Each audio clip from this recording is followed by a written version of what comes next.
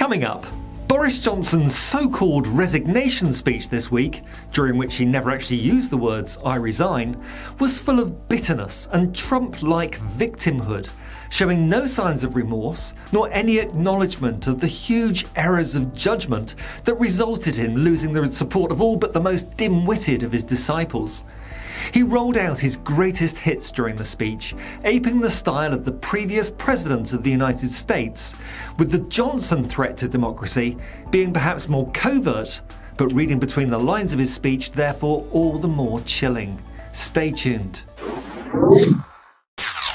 If you enjoy watching my videos, please give this one a like and spread the word by sharing a link on your favoured social media platforms. If you subscribe, you can also hit the bell icon to be notified of each new video I release. The trouble with any Johnson monologue is that it is never accompanied by real-time fact-checking, and he rolls out the same old greatest hits lies even though they've already been thoroughly debunked. But this particular speech was trying to rewrite history, and the Johnson narrative needs to be challenged. I'm going to do my best right now to do that. So let's take a closer look. It is clearly now the will of the Parliamentary Conservative Party that there should be a new leader of that party and therefore a new Prime Minister. Do you see what he did there? Repurposing the misleading old trope of the will of the people, as if that was ever a 100% homogenous voice of unanimity, and bastardising it to say the will of the Parliamentary Conservative Party. The implication here is that it's only the Parliamentary Tory Party that has lost faith in him, not the people. Despite polls showing that roughly 3/4 of the British people don't believe a single word he says, and 2/3 of the people actually want to see him gone. And I've agreed with Sir Graham Brady, the chairman of our backbench MPs, that the process of choosing that new leader should begin now. And the timetable will be announced next week. And I've today appointed a cabinet to serve, as I will, until a new leader is in place. At the time of filming this video, the Johnson apologists were briefing that he would remain in post until October. But he didn't mention a specific date in his speech, and he's not actually resigned either in his speech or formally in writing. The greased piglet may be just biding his time, looking for an opportunity to escape even this seemingly terminal position that he finds himself in. Now look, I'm not seriously suggesting that there's a path for him to remain as Prime Minister beyond this year, but I do wonder if he believes that there is. A bit like his role model, Trump, it looks like he's testing the limits of the Constitution, exploring every possible avenue to see if there is any way he can corrupt the Constitution and cling to power against the will of both his party and the British people. So I want to say to the millions of people who voted for us in 2019, many of them voting Conservative for the first time, thank you for that incredible mandate. The biggest Conservative majority since 1987, the biggest share of the vote since 1979. Now here, Johnson is conflating any mandate given to the Conservative Party at the 2019 election with any mandate given to him personally, as if he was some sort of president rather than a Prime Minister selected by 350 MPs in his own party in a parliamentary system. And remember, despite their big majority in the House of Commons, because of the archaic and undemocratic first-past-the-post system, the Conservative Party were elected on only a 43.6% minority share of the votes cast in the 2019 election. In my book, that is not a mandate for the Tories, and is certainly not a mandate for Johnson personally. Do you know how many people really voted for Johnson at the general election in 2019? Just 25,351 misguided voters in his constituency of Uxbridge and South Ruislip. And the reason I have fought so hard in the last few days to continue to deliver that mandate in person was not just because I wanted to do so, but because I felt it was my job, my duty, my obligation to you to continue to do what we promised in 2019. This is, to borrow a phrase from the much admired Peter Stefanovich, absolute bollocks. Johnson is not clinging to power through any sense of duty. Anyone who knows him will tell you he has no sense of duty other than to himself. Ask any of his wives, mistresses, illegitimate children or former employers. Ask the majority of the parliamentary Tory party and they will tell you the same thing. And the rest of them think it but just won't admit it. And of course I'm immensely proud of the achievements of this government, from getting Brexit done to settling our relations with the continent for over half a century, reclaiming the power for this country to make its own laws in Parliament. The three-word slogans on which Johnson's whole premiership was predicated. Getting Brexit done. That has not been achieved. There's the ongoing troubling and deeply perilous plans surrounding the Northern Ireland Protocol, where Johnson and his cabinet of the mediocre have introduced legislation to break international law and renege on the withdrawal agreement with the EU. And there's the fact that Brexit import regulations have still not been implemented 6 years on from the referendum. And why haven't these Brexit rules been implemented, Mr. Rees-Mogg? Post-Brexit checks were not going to be disruptive. That's why we're not adopting them. This would have been an act of self-harm if we'd gone ahead with it. It would have increased costs for people, and we are trying to reduce costs. So that's the purpose of not going ahead with them and trying to ensure that the border flows as smoothly as possible, which benefits everybody. Free trade is hugely advantageous to consumers. There you go. Jacob Rees-Mogg, championing free trade and not taking back control of our borders. It's beyond parody, isn't it? But Johnson did not get Brexit done. Getting us all through the pandemic. Whoa, whoa, whoa. Getting us all through the pandemic? 181,000 people died, with more deaths every day.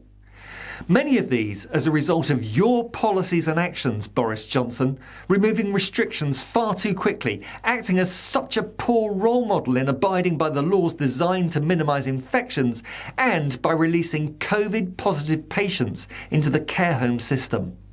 That care home decision of yours alone has been analysed and found to have caused 29,542 excess deaths. A protective ring around care homes, my arse. You should be in prison, not number 10 Downing Street.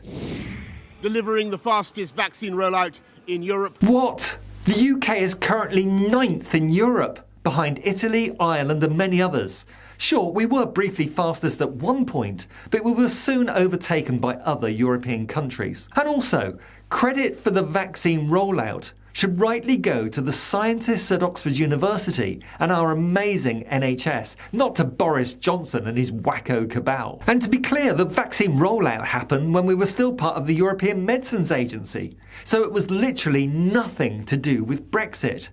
Every aspect of the vaccine rollout could have been done just as well as full members of the EU. Just one more huge lie in the Brexit constellation. No mention here either of the failed test, track and trace system, which he handed over to the stewardship of failed jockey Dido Harding, who was put in charge of a £37 billion budget, a large part of which ended up in the pockets of Tory donors and cronies. The fastest exit from lockdown. I will just say on this point, there were 307 deaths yesterday, the day prior to the day I'm filming this video, and that tells you all you need to know about that decision. And in the last few months, leading the West in standing up to Putin's aggression in Ukraine. Boris Johnson did nothing that any other British Prime Minister wouldn't have done. And Putin's invasion of Ukraine was within a context of years and years of Russian donations to the Tory party and individual MPs. Perhaps Putin was even emboldened by the Tories' reliance on Russian donations, who knows? And with Johnson admitting just this week to unaccompanied meetings with his friend, KGB agent Alexander Lebedev, and partying with his son, Evgeny Lebedev, in his Italian palace, if I were Johnson, I wouldn't be referencing Putin, given Johnson's strong links with Russian oligarchs who have an allegiance to Putin. And let me say now to the people of Ukraine that I know that we in the UK will continue to back your fight for freedom for as long as it takes. Yes, and I can't actually believe I'm saying this, that is actually true. It makes no difference Johnson leaving. The UK is likely to continue strongly backing Ukraine in the face of Russian aggression.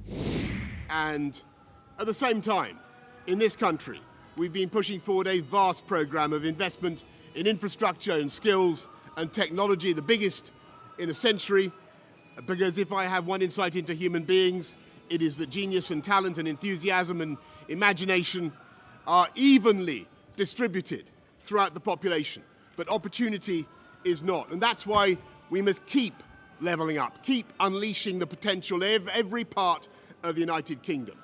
And if we can do that in this country, we will be the most prosperous in Europe. Let's not forget that after 3 years of Johnson as Prime Minister, this country has seen increased wealth inequality, as well as chronic underfunding of the NHS, social care, the justice system and local services. There are more food banks than there are branches of McDonald's. Record inflation, 0% economic growth projected for next year, worse than any other member of the G20 largest economies, with the sole exception of sanctions hit Russia. That's where we're at. They're not levelling up. They're not even levelling down. They're widening the gap between rich and poor. Truly world-beating division and inequality. And in the last few days, I've tried to persuade my colleagues that it would be eccentric to change governments when we're delivering so much, and when we have such a vast mandate, and when we're actually only a handful of points behind in the polls, even in mid-term after quite a few months of pretty relentless sledging. I've already dealt with this so-called mandate, but this idea of sledging is bizarre. Sledging is defined as the act of one sports player insulting another during a game in order to make them angry. Is that really what Johnson thinks has been happening? Is he that deluded to think that the widespread criticism of his judgement calls, the series of sex scandals he spectacularly failed to deal with correctly, his rampant criminal actions in defying lockdown laws, his support of the corrupt Owen Paterson, his decisions on COVID resulting in the UK having one of the highest per capita death rates in the world, attention being brought to his corrupt VIP lane, laying out a red carpet for Tory donors and cronies to be awarded highly profitable dodgy PPE contracts, his relationships with Russian donors with links to the Kremlin, his scummy pleas for money from donors to fund £800 a roll wallpaper and £150,000 tree houses for one of his many offspring. All this wasn't genuine criticism of his actions, but merely unjustified insults to make him angry, sledging. If he believes that, then this man is a psychopathic narcissist.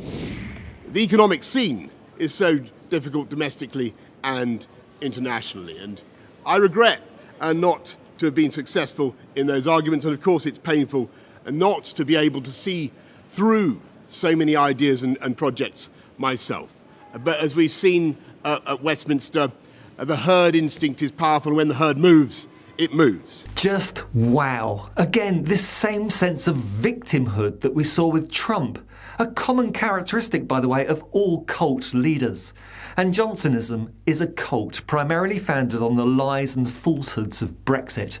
For Johnson to refer to opponents within the wider Conservative ranks as eccentric or as the herd is actually appalling and disgraceful from the leader of the party. If he's referring to his own cabinet as a herd, and I suspect that it's his own ministers this jibe is mainly aimed at, then he's reaping what he sowed. By appointing a cabinet made up of mediocre, spineless, unqualified quarterwits that were selected so as not to rebel against the prevailing groupthink, then don't be surprised if none of them resist any herd mentality that you have engendered by continuing to get all the big calls spectacularly wrong. And, my friends, in politics, no one is remotely indispensable. And our brilliant and Darwinian system will produce another leader equally committed to taking this country forward through tough times, not just helping families to get through it, but changing and improving the way we do things, cutting burdens on businesses and families, and yes, cutting taxes. This from the leader of a government who have imposed the biggest tax burden on working people since the 1950s in order to pay for Brexit and the billions of pounds spaffed on test, track and trace, PPE and all the other dodgy pandemic expenditure benefiting their donors and cronies. Because that is the way to generate the growth and the income we need to pay for great public services. Translation: the income we need to pay for the privatised public services in order to provide a healthy profit margin for our cronies. And to that new leader, I say whoever he or she may be, I say I will give you as much support as I can. Yeah, sure. You'll either get out of that place as fast as you can in your pursuit of financial riches, or else you'll hang about on the backbenches, self-aggrandizing yourself to the detriment of your successor. I know that there will be many people who are relieved, and perhaps quite a few who will also be disappointed. And I want you to know how sad I am to be giving up the best job in the world. But them's the breaks. Not that many will be disappointed, judging by current polling. Them's the breaks. An American expression quite bizarrely employed here to suggest that everything that has happened, culminating in his departure/non-departure, was not his fault at all, but just bad luck. No word of an apology, no word of contrition, no word of admission. Them's the breaks. Give me a break. I want to thank Carrie and our children and all the members of my family. Including all the many illegitimate little tousle-haired, untucked Borises running around all over London. I want to thank the peerless British civil service for all the help and support that you have given our police, our emergency services, and of course our fantastic NHS, who at critical moment helped to extend my own period in office. This is an allusion to his supposed close encounter with death at the hands of COVID, with the hospital staff treating him being forced to sign the Official Secrets Act, suggesting that all may not be as it seems with his claimed illness, especially in the light of his miraculous so-called recovery that astonished medical experts not involved in his care. As well as our armed services and our agencies that are so admired around the world, and our indefatigable Conservative Party members and supporters, whose selfless campaigning makes our democracy possible. That's not true. Our democracy is not made possible by Tory party members and supporters campaigning. Is he sherbatised or something? I want to thank the wonderful staff here at Chequers, here at Number 10, and of course at Chequers, and our fantastic prop force detectives, the one group, by the way, who never leave. Meow! A dig there at the many whistleblowers drawing attention to his pattern of criminal behaviour whilst in office, from clandestine meetings with KGB agents, to alleged domestic abuse, to acceptance of illegal donations, and to all the Partygate shenanigans. Above all, I want to thank you, the British public, for the immense privilege that you have given me. Even if things can sometimes seem dark now, our future together is golden. Well, if leave really does mean leave as far as the Johnson is concerned, then I guess this divided country, which seems to be falling apart all around us after 12 years of Tory misrule, with the sweeping away of environmental protections and other minimum standards, and the fabricated culture wars designed by this government to further divide the population. Maybe, just maybe, what he calls the dark times may begin to be lifted ever so slightly with his departure, which has already been welcomed across the Irish Sea and across the Atlantic. His supporters have now, in the main, come to realise just how correct we were when we warned them about the kind of Prime Minister this totally unsuitable character would turn out to be. So just wait till they hear what we had to say about Brexit.